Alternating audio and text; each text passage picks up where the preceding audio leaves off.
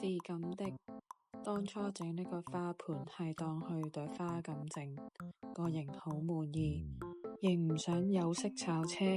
當然我最唔想嘅事出現咗，我又唔可以話炒車嘅，但係就唔係我想象中嘅嘢咯。拉胚收胚塑形咁多個鐘，媽媽係唔會放棄自己嘅 BB， 果斷 reglaze。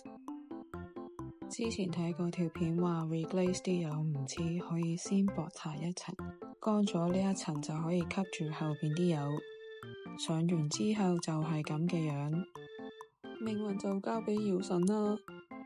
還原靚靚拳，只能夠話逍遙係一場賭博，祝各界徒工逍遙自在，姚神保佑。